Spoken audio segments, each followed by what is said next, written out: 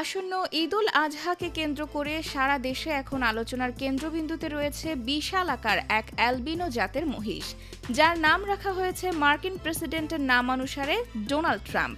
তবে শেষ মুহূর্তে এসে নাটকীয় এক সিদ্ধান্তে বদলে গেল এই আলোচিত মহিষটির ভাগ্য। স্বয়ং স্বরাষ্ট্রমন্ত্রীর হস্তক্ষেপে এবছর কোরবানি হচ্ছে না ডোনাল্ড ট্রাম্প। ৭০০ কেজি ওজনের এই মহিষটির চুল আর চোখের চাহনি অনেকটা ডোনাল্ড ট্রাম্পের মতো।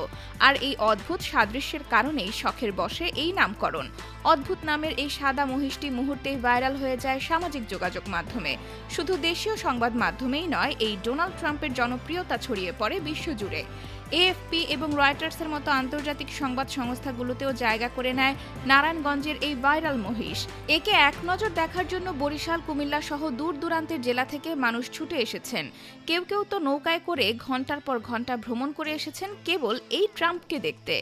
ভাইরাল হওয়ার আগেই মহিষটি ৫৫০ টাকা কেজি দরে কিনেছিলেন ঢাকার জিঞ্জিরা এলাকার ক্রেতা সামির। কোরবানির জন্য প্রস্তুতিও প্রায় শেষ ছিল, কিন্তু বুধবার স্বরাষ্ট্রমন্ত্রী সালাউদ্দিন আহমেদ এক আকস্মিক ঘোষণায় জানান, বিশৃঙ্খলার আশঙ্কায় কেরানীগঞ্জের সেই ক্রেতাকে তার টাকা ফেরত দিয়ে মহিষটি পুনরায় খামারে ফেরত নেওয়া হয়েছে।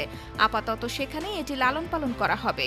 প্রিয় পশুকে খামারে ফিরে পেয়ে খুশি এর মালিক ও দর্শনার্থীরাও। আন্তর্জাতিক সংবাদ মাধ্যমে শিরোনাম হওয়া এই মহিষটি শেষ পর্যন্ত নিজের পুরনো ঠিকানাতেই ঠাঁই পেল।